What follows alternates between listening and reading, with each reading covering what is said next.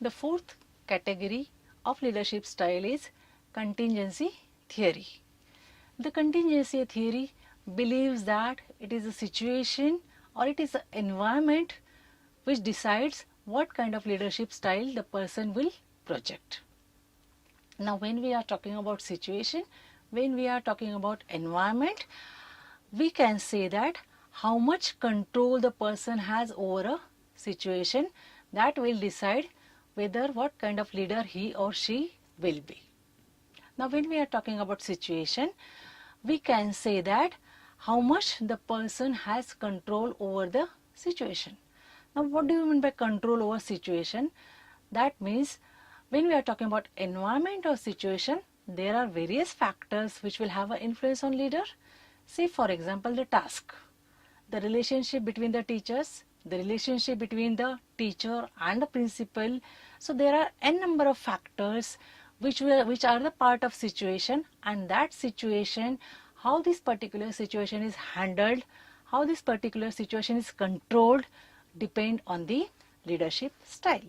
So we can say that as per this contingency approach, there should be a perfect match between the leader's leadership style and the situation.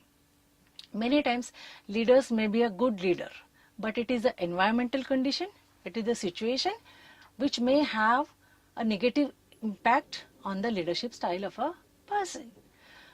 So under contingency approach, we saw that it is a situation which will modify the leadership behavior of a person.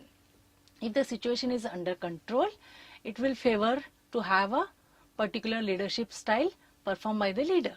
But if the situation is not under control, then the leader has to project certain leadership style which he or she may not like also, and still he or she may project that particular style. Say for example, if the teachers are not listening, if the teachers are lazy, and if the teachers are not performing that particular task in a given period of time, then the leader has to be autocratic leader. So it is a situation, it is the environment in the office or in a school that will make a leader to behave in that particular manner. So how much the person has a control over situation, that will decide what kind of leadership style he or she projects. So we can say that there should be a match between the leadership style and the situation. If there is a perfect match between these two, then leader can perform his particular leadership style in a way he or she wants. When we are talking about situation, we can give an example of Fiedler's model. Under this particular Fiedler's model, it talks about 3 steps of particular situation, 3 steps of defining leadership. Now, which are those particular 3 steps? First one is identifying the situation. One need to understand, one need to perceive the situation, and accordingly the leader should decide his or her leadership style. Second step is identifying the leadership style, because unless and until the person knows his or her leadership style, he may not be able to visualize how he or she can control that particular situation. So identification of the situation or defining of the situation is very much important to know how to handle the situation. Second one is defining or identifying the leadership style. The person has a thorough knowledge or perception about his or her leadership style. And the third step is matching between the leadership style and a situation. Now, what do you mean by matching between leadership style and situation? Many a times the person has his unique leadership style. Say for example, if the person is a democratic leader, he always likes to have this particular democratic style. But situation may not permit the person to project his democratic style. Then as per the situation, the person needs to change his leadership style, because she finds that democratic style is not fulfilling in the attainment of institute's goal. So in order to attain the group goal, he has to change his leadership style, and then by forcefully he has to become a autocratic leader. When he is an autocratic leader, then the situation may be under his or her control. So Here in this particular example, we saw that first and foremost thing important is he needs to identify the situation. What is the situation? That people are lazy, they don't want to do any task, they are not going to listen you, they are not going to obey you, they are not going to respect you. Understanding this particular situation helps the leader to change his leadership style from democratic to autocratic. So he has identified his leadership style, and when he is changing his leadership style from autocratic to democratic, what the person is doing? He is matching with the situation. It is the situation which is forcing the person to change his leadership style. So there should be perfect match between the situation and the leadership style. Then and then only things will work smoothly and the leader can attain the group goal. So the very first step in Fiedler's model is identifying the leadership style. Now, under this particular step of identifying the leadership style, we have to find out whether the person is task oriented or leadership oriented. Now, what do you mean by task oriented? When the person wants the task to be done in a proper time. So that is, the person is very much task oriented. So when the person is very much task oriented, he will not bother about the relationship. He will not bother about the concern of other people. He will not bother about whether the situation is under manageable or not. He will simply focus on completion of the task. So when the person is task oriented, we can say that he is an autocratic leader. He is only concerned about the product at the cost of relationship with the people. So we can say that autocratic leaders sometimes are task oriented. They only want the job to be get done without considering how much pain the people are going through in performing that particular task. But when the person is relationship oriented, then he has to compromise with the task. When the person is relationship oriented, he will have more concern for the people. He will compromise the task at the cost of maintaining relationship with groups. So it is your task orientation or relationship orientation that will decide what kind of leadership style one should have. When you are very much focused on task, then maybe you may be an autocratic leader. And when you are very much relationship oriented, wherein you are giving more importance to developing the relation, to maintaining the relation, when we are thinking of concern of others, then you are a relationship oriented person. So we can say that many of the times democratic leader or laissez-faire leadership styles are more of relationship oriented, because they are taking views of other people, they provide freedom to other people, and in this way they can be either a democratic leader or a laissez-faire leader. So the very first step in Fiedler's contingency model is identifying one's own leadership style.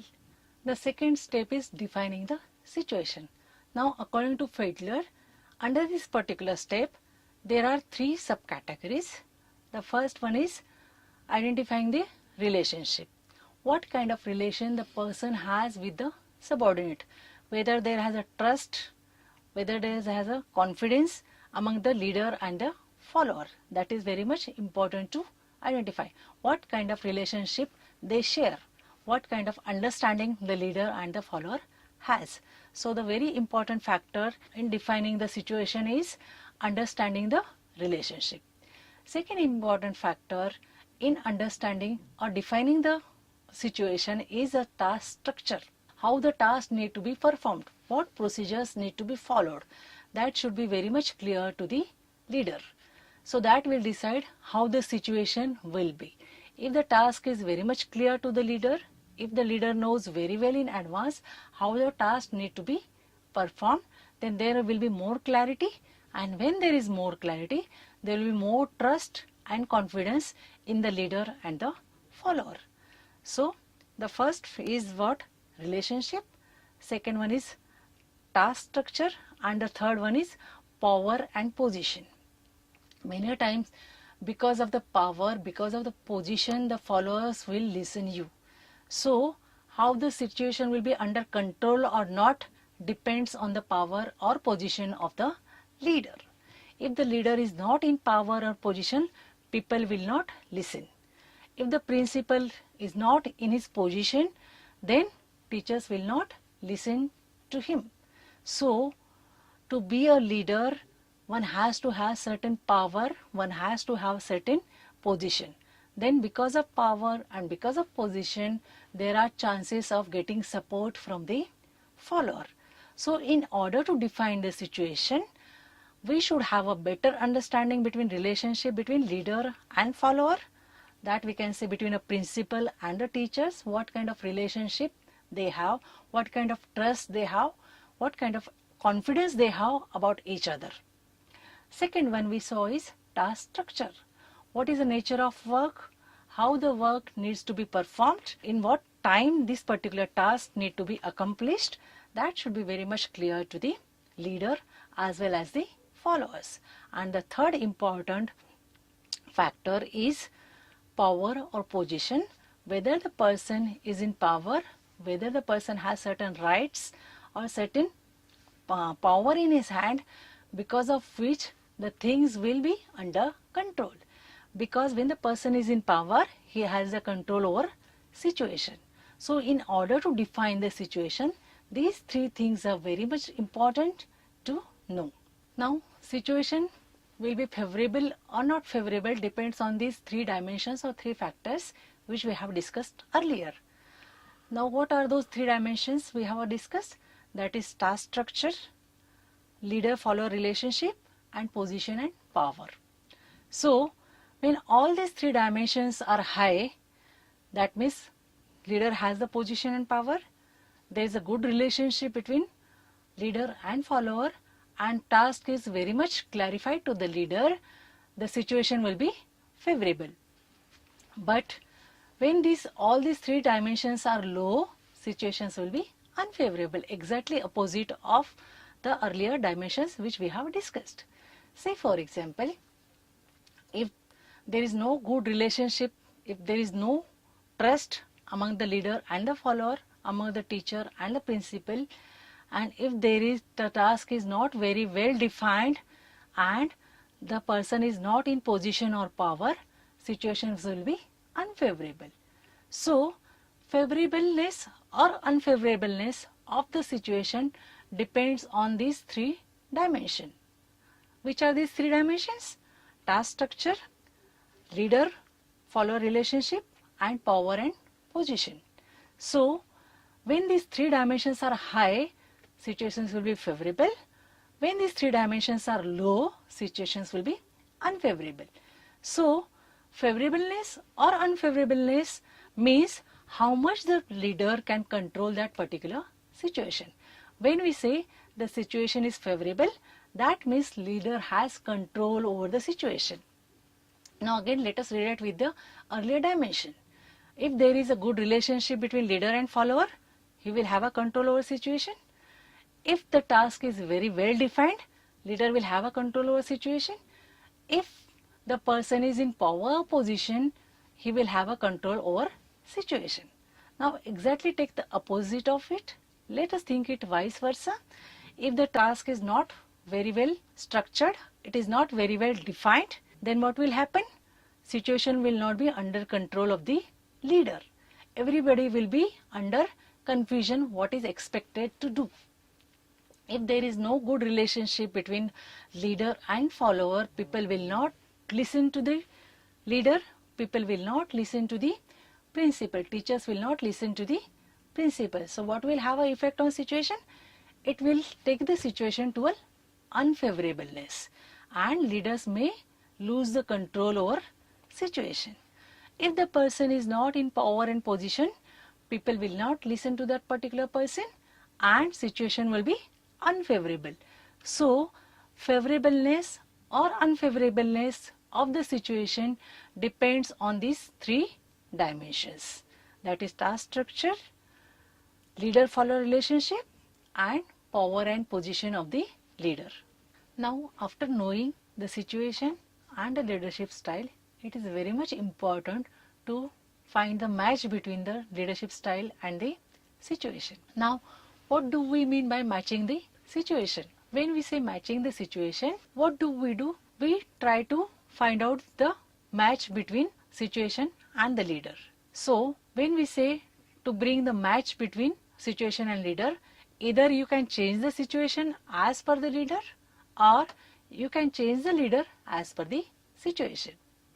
So, to be an effective leader, one needs to find the match between the leadership style and the situation. Now, it happens that sometimes the situation does not favor a leader and there is a mismatch between the leader and the situation. So, when there is a mismatch between a leadership style and the situation, the leader cannot be an effective leader. So, in order to be an effective leader, either the person has to change his leadership style or the person has to change the situation. Now, what do you mean by change the situation? Means we need to control the situation. We need to make the situation favorable. So, there are two ways of being an effective leader under this particular situation. That is, either change the leader to fit the situation or change the situation as per the leader's leadership style. So, in a nutshell, the contingency approach or contingency theory of leadership style, leadership theory, talks about the importance of situation, talks about the leadership style and how it is very much important to bring a match between leadership style and a situation. So, in this way, we have discussed 4 types of leadership style: the Greatman theory, trait theory, behavioral theory and contingency theory of leadership.